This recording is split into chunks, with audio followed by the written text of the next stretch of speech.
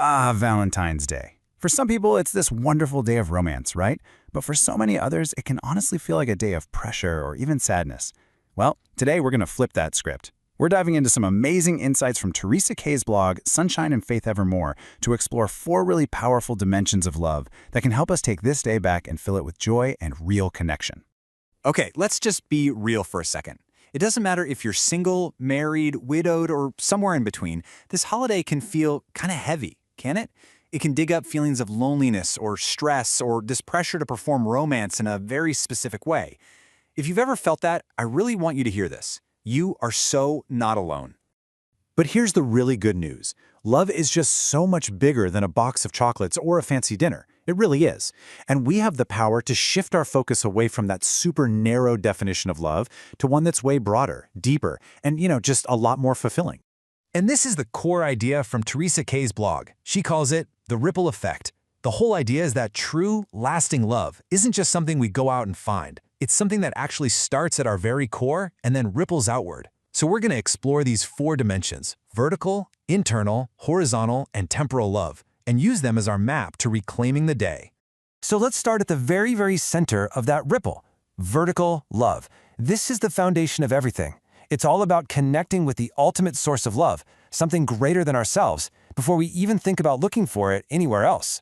Now, this is so important. Before we seek validation from a partner, a friend, or anyone else, we first have to connect with the fact that we are already deeply and completely loved. Teresa Kay's blog points to this incredible verse from Jeremiah 31:3. I have loved you with an everlasting love. I have drawn you with unfailing kindness. I mean, think about that. This isn't a temporary or conditional love. It's a constant foundational truth we can stand on. So how do we actually do that? How do we connect with that source in a practical way? Well, here are 3 really simple intentional practices. It could be as easy as starting your day with a simple prayer of thanks, or maybe spending a few minutes reading scripture about love just to fill your mind with truth, or even just putting on some worship music that helps recenter your heart. The specific action isn't the point. It's the intention behind it that matters. It's about choosing to connect with that unconditional love first. Okay, so once we're grounded in that vertical love, the ripple naturally moves inward to the relationship we have with ourselves. This is internal love or self-love. And let's get one thing straight. This is not selfish, not at all. It is absolutely essential.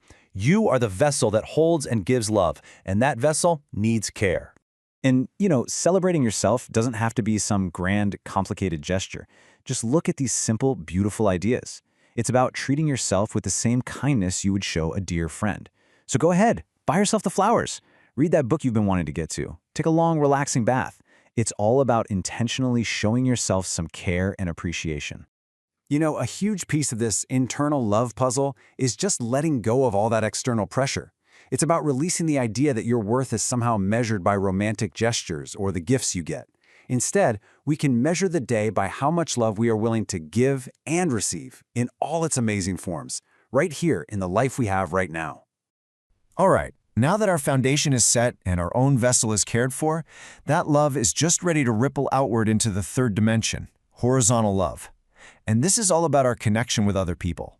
And here we go again, expanding that definition of love way beyond just romance.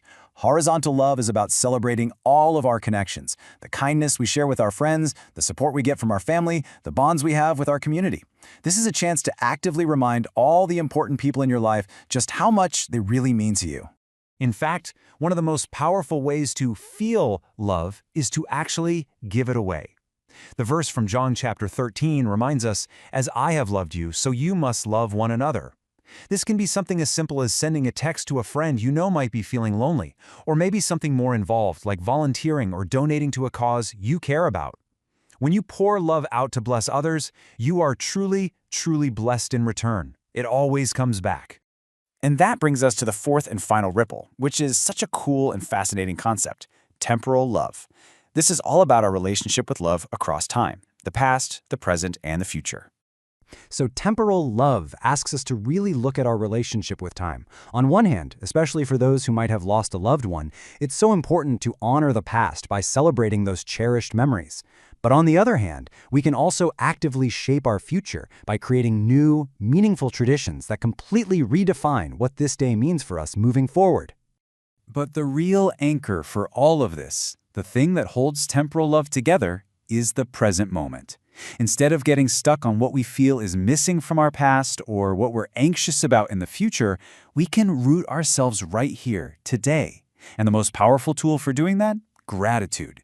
It literally shifts your perspective and opens your heart to all the joy that's already here.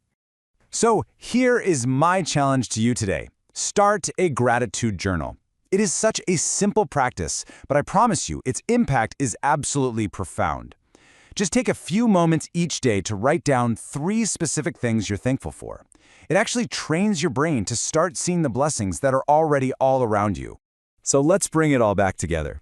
When you start with that solid foundation of vertical love, and you care for yourself with internal love, then you connect with others through horizontal love, and you honor your whole journey with temporal love, you completely transform the day. It's no longer about expectations or what you're missing. It becomes a day that's filled with kindness, with gratitude, and with a really deep sense of purpose. Which leaves us with this one last powerful question. It's not about what you're going to get or what you feel like you lack. It's about what you are going to create. So, this February 14th, how will you start your own ripple of love?